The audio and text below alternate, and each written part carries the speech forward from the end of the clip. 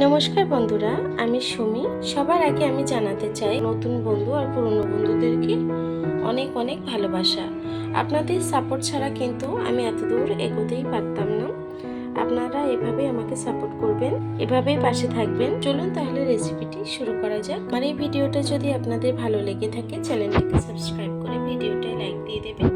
চলুন তাহলে রেসিপিটি শুরু করা যাক। একটা কড়া বসিয়ে নিয়েছি, কড়াইটি গরম হয়ে গেছে। আমি তেল দিয়ে দেবো। রান্নাটা কিন্তু সর্ষের তেলেই করব। কিছুটা সর্ষের তেল দিয়ে দিলাম। তেলটা গরম হয়ে গেছে, দিয়ে দেবো একটু সাদা জিরে ফোড়ন, দিয়ে দেবো সামান্য একটু কালো জিরে ফোড়ন। কালো জিরেটা একটু বেশি ভালো লাগে, তার জন্য আপনারা চাইলে শুধু সাদা জিরে দিতে পারেন। দিয়ে দেবো কয়েকটা শুকনো লঙ্কা, একটা তেজপাতা আমি দুটুকরো করে দিয়ে দিলাম। ফোড়নটাকে আমি একটু ভেজে নেব। দিয়ে দেবো একটা টমেটো কুচি,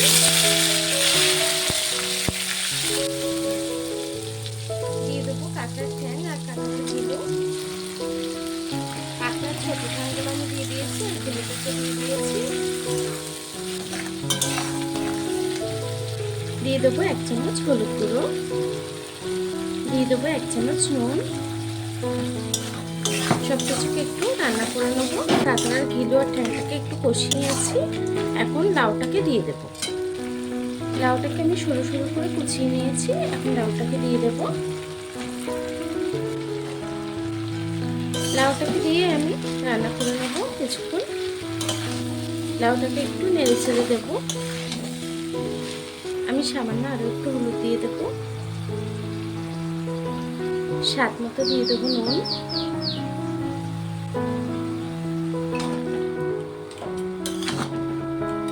লাউটা সুন্দর করে কষিয়ে নিয়েছি। এখন আমি জল অ্যাড করব। দিয়ে দেবো জল।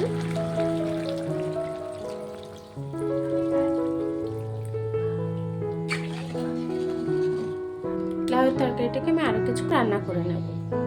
তরকারির ঝোলটা কিন্তু ফুটে গেছে। আমি তরকারিটা একটু নেড়ে ছেড়ে দেবো। ওপর থেকে সামান্য একটু চিনি দিয়ে দেবো। চিনিটাকে দিয়েও একটু নেড়ে ছেড়ে দেবো। দিয়ে তরকারিটাকে আমি আরও কিছুক্ষণ রান্না করে নেব। দেখুন বন্ধুরা, লাউর তরকারিটা কিন্তু হয়ে গেছে। এখন তরকারিটাকে নামিয়ে নেব। আমি গ্যাসটাকে বন্ধ করে দেব। তরকারিটাকে নামিয়ে নেব।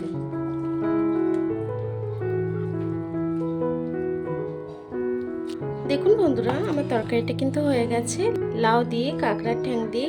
আমার এই ঘরোয়া ভিডিওগুলো আপনাদের কেমন লাগে সেটা জানাবেন। আমার এই ভিডিওটা যদি ভালো লেগে থাকে, চ্যানেলটিকে সাবস্ক্রাইব করে ভিডিওটা লাইক দিয়ে দেবেন। এতক্ষণ ধরে আমার ভিডিওটা দেখার জন্য আপনাদেরকে অসংখ্য ধন্যবাদ।